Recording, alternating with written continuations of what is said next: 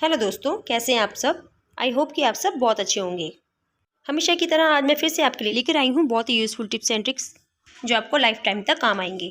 और इस वीडियो को देखने के बाद आपके खर्चे आधे हो जाएंगे, आपके काम आसान हो जाएंगे। तो वीडियो शुरू करने से पहले वीडियो को एक लाइक कर दीजिए और चैनल पर पहली बार आए हैं तो प्लीज़ सब्सक्राइब भी कर दीजिए। मेरी आज की पहली टिप है सिलेंडर को लेकर। आपने अक्सर देखा होगा जब भी हम सर्दियों में गैस सिलेंडर यूज़ करते हैं तो ये सिलेंडर 5-6 दिन कम चलते हैं।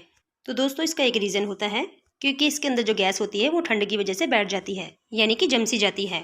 तो सिलेंडर ठंडा होता है और जब आप इसके ऊपर हाथ लगाकर देखेंगे तो आपको एक ठंडक का एहसास होगा। तो सिलेंडर की जो गैस होती है वो ठंड की वजह से जम जाती है। तो अगर हम इस सिलेंडर को हल्का सा गर्म कर दें तब हमारा सिलेंडर 4 से 5 दिन ज़्यादा चलेगा। तो इसके लिए आप सिलेंडर को 2-3 घंटे धूप में भी रख सकते हैं, या अगर आपके पास धूप नहीं आती है तो आप सिलेंडर को ऐसी जगह रखिए जहाँ इसके ऊपर खौलता हुआ गर्म पानी डाल सकें। मैंने यहाँ गर्म पानी लिया है पैन में। उसके बाद आप चारों तरफ सिलेंडर के ऊपर गर्म पानी डाल दीजिए इस तरीके से। जब आप नहाने के लिए रॉड से गर्म पानी करते हैं उस वक्त आप गर्म पानी ले लीजिए और इस सिलेंडर के ऊपर इस तरीके से डाल दीजिए। इस तरह करने से सिलेंडर में एक हीट पैदा होगी और इससे जो जमी हुई गैस है इसके अंदर वो सारी मेल्ट हो जाएगी, यानी कि इसमें जितनी भी गैस होगी वो पिघल जाएगी। और इस वजह से क्या होगा, जो हम सिलेंडर यूज़ कर रहे हैं वो आराम से 4 या 5 दिन एक्स्ट्रा चल जाएगी। तो इस तरीके से दोस्तों हम अपने बहुत सारे पैसे बचा सकते हैं, क्योंकि आपको पता होगा कि इस टाइम गैस कितनी ज़्यादा महंगी हो रही है। तो अगर आप इसके ऊपर पानी नहीं डालना चाहते तो इसे 2-3 घंटे धूप में रख दीजिए, उससे भी सिलेंडर की गैस आराम से पिघल जाएगी। तो आई होप आपको ये टिप्स पसंद आया होगा। दोस्तों हम जब कभी भी खाना बनाकर तैयार करते हैं तो वो खाना बनने के बाद बहुत जल्दी ठंडा भी हो जाता है। जैसे कि खास तौर पर हम जब कभी भी प्रेशर कुकर में खाना बनाते हैं, और जैसे कि आजकल सर्दियों के दिन चल रहे हैं तो उस टाइम खाना बहुत जल्दी ठंडा हो जाता है। और प्रेशर कुकर में तो खाना बहुत जल्दी ठंडा होता है क्योंकि इसकी जो सीटी होती है वहाँ से प्रेशर धीरे धीरे करके रिलीज़ होता रहता है और खाना धीरे धीरे ठंडा हो जाता है। तो खाने को बार बार गर्म ना करना पड़े उसके लिए आप इस ट्रिक का जरूर यूज़ कीजिएगा, तब आपको खाना बार बार गर्म नहीं करना पड़ेगा। एक बार आपका खाना बन गया है तो ऐसे ही 2-3 घंटे तक आपका खाना गर्म रहेगा। तो अगर आप प्रेशर कुकर में खाना बना रही हैं तो खाना बनाने के बाद जैसे ही प्रेशर कुकर की सीटी ठंडी हो जाती है और इसका प्रेशर रिलीज हो जाता है तो आप फॉइल पेपर का एक टुकड़ा इस तरीके से इसमें लगा लीजिए और इसे अच्छे से कवर करके ढक्कन को अच्छे से बंद कर दें। ऐसा करने से साइडों से या सीटी के बीच में से कहीं से भी प्रेशर नहीं निकलेगा। इसकी जो स्टीम है वो ऐसे ही बनी रहेगी और आपका खाना लंबे टाइम तक गर्म रहेगा। और अगर आप कढ़ाई में खाना बनाते हैं तो उसका भी तरीका मैं इस वीडियो में आपको दिखा देती हूँ। तो इस तरीके से कढ़ाई के ढक्कन पे भी आप फॉइल पेपर इस तरीके से लपेट कर इस तरीके से ढक दीजिए, तो आपका कढ़ाई में भी खाना लंबे टाइम तक इस तरीके से ही गर्म रहेगा। और इस फॉइल पेपर को आप दोबारा भी यूज़ कर सकते हैं, बस ये ध्यान रहे कि इसमें ज़रा सी भी ग्रेवी ना लगे। तो आई होप आपको ये ट्रिक भी पसंद आई होगी। मेरी अगली ट्रिक है इस तरह की वाइट शर्ट को लेकर। हमारे घर में अक्सर जेंट्स पार्टी या शादी में जब भी जाते हैं तो वो कोट के नीचे वाइट शर्ट पहनना पसंद करते हैं, और वो नई होती है लेकिन एक बारी में पहनने से वो इस तरीके से गंदी हो जाती है। और बच्चों की यूनिफॉर्म में भी यही हाल होता है, वो एक दिन पहनते हैं और वही एक दिन में इस तरीके से गंदी हो जाती है, और साथ में उनके कप भी बहुत ज़्यादा गंदे हो जाते हैं। ऐसे में जब हम उन शर्ट को नॉर्मल वॉश करते हैं तो वो इतना ज़्यादा साफ़ नहीं हो पाते हैं। तो इसके लिए छोटी सी और बहुत ही बढ़िया ट्रिक है। तो इसके लिए आप क्या कीजिए, इस तरह का कोई भी टूथपेस्ट ले लीजिए जो भी आप यूज़ करते हो, और इसे इस तरीके से गंदे कॉलर वाली जगह पे लगा दीजिए। अब इसे अच्छे से उस जगह फैला दीजिए जहाँ से कॉलर मैली है, ताकि इसका जितना भी मैलापन है अच्छे से ढक जाए।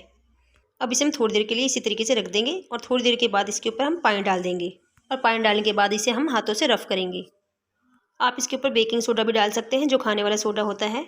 मीठे सोडे को भी जहाँ पे कॉलर गंदा होता है वहाँ पर रख के उसे गीला करके लगा दीजिए, और सोडे को आपको गीला करके ही लगाना है क्योंकि कॉलर हमारी सूखी होगी, और इसे 5 से 10 मिनट तक छोड़ देना है। अब मैं आपको इसको तुरंत ही साफ़ करके दिखाती हूँ। अब मैं यहाँ ले रही हूँ कपड़े धोने वाला ब्रश। आप कोई भी ब्रश ले सकते हैं। वैसे तो हमें मशीन में किसी कपड़े को ब्रश लगाने की जरूरत नहीं पड़ती है, लेकिन वाइट कपड़ों को हमें ब्रश लगाने की जरूरत पड़ जाती है। तो थोड़ा थोड़ा पानी भी यूज़ करते रहिए आप साथ में, क्योंकि जितना कॉलर गीला होगा उतनी ही क्लीनिंग हमारी कॉलर की होती जाएगी। तो अब मैं आपको इसको वॉश करके दिखाती हूँ। तो ये देखिए मैंने इसे पानी से अच्छी तरीके से वॉश कर लिया है। ये देखिए हमारी कॉलर कितनी ज़्यादा क्लीन हो चुकी है और इसमें जितनी भी मैल और गंदगी थी वो अच्छे से साफ़ हो गई है। तो आई होप आपको ये ट्रिक पसंद आई होगी, और अगर पसंद आई हो तो लाइक ज़रूर कर दीजिए। ट्रिक मेरी यहाँ है कप को लेकर।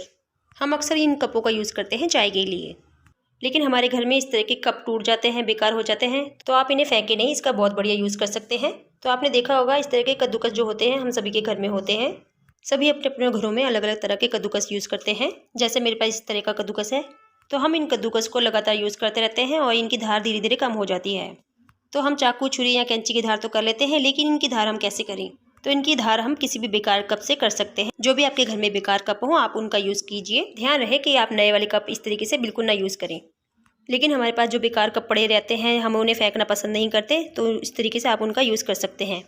तो इस तरीके से उनके पीछे वाले हिस्से को कद्दूकस पे इस तरीके से रगड़ेंगे तो आप देखेंगे कि आपके कद्दूकस की धार एकदम तेज हो जाएगी, तीखी हो जाएगी। आपको बिना 1 रुपया खर्च किए बिना, यानी कि कहीं भी नहीं ले जाना, किसी को भी नहीं दिखाना, बिना झंझट परेशानी के आप घर में ही इन्हें तेज कर सकते हैं। उसके बाद इसकी धार इतनी ज़्यादा तेज हो जाती है कि आप प्याज हो, गाजर हो या और कोई भी सब्जी हो उसे आसानी से कद्दूकस कर सकते हैं। तो दोस्तों बहुत ही ज़्यादा यूज़फुल ट्रिक है, आप इसे ज़रूर ट्राई करें। दोस्तों आज की मेरी लास्ट टिप बहुत ही यूज़फुल और सबसे ज़्यादा इंपॉर्टेंट टिप है। हम लोग जब भी किसी कपड़े को प्रेस करते हैं तो आपने देखा होगा कि हमने उस कपड़े को दोनों साइड से प्रेस करना होता है और इसकी सिलवटें हटाने के लिए हमें उसे दोनों साइड से प्रेस करना ही होता है। तो उस टाइम पे क्या होता है कि हमारी बिजली का भी खर्चा डबल होता है और उसमें हमारा टाइम भी एक्स्ट्रा लगता है।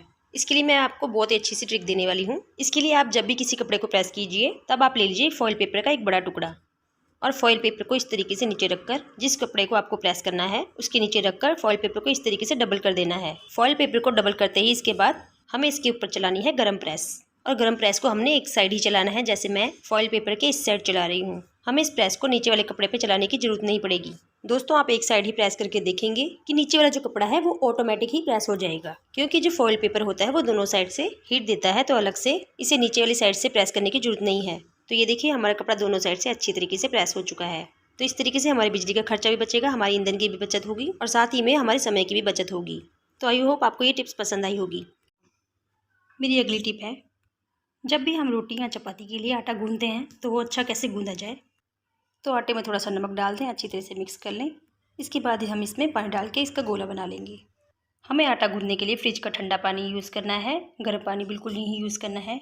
आप एक बार इस तरह से आटा गूंद के देखिए, आपका आटा कभी भी काला नहीं पड़ेगा, वो सुबह तक फ्रेश रहेगा। ये देखिए आटा हमने अच्छी तरह से गूंद लिया। अब इसे हम एक बाउल में डाल देंगे। अब इसके ऊपर घी या ऑयल कुछ भी आप लगा सकते हैं। अब इसे ढककर अच्छी तरह से फ्रिज में रख देंगे। इस तरह से आपका आटा कभी भी काला नहीं पड़ेगा और सुबह तक फ्रेश रहेगा। अब इसे ढककर आप फ्रिज में रख दीजिए, ना तो आपका आटा कड़क होगा और ना ही इसमें कोई पपड़ी जमेगी। तो फ्रेंड्स ये काफ़ी सारी ऐसी यूज़फुल टिप्स एंड ट्रिक्स थी जो अक्सर हमें पता नहीं होता, वो हमारे आसपास होती रहती हैं और हमारा उस तरफ ध्यान ही नहीं जाता। तो इन तरीकों का आप यूज़ करके देखिए, आपका 1 रुपया भी नहीं खर्च होगा और आपका काम भी आसान हो जाएगा और ये टिप्स हमारी लाइफ टाइम तक काम आती रहेंगी। तो अगर वीडियो थोड़ी भी पसंद आई हो तो प्लीज़ वीडियो को लाइक कीजिए, दोस्तों के साथ शेयर कर दीजिए और चैनल पे पहली बार आए हैं तो प्लीज़ सब्सक्राइब भी कर लीजिए।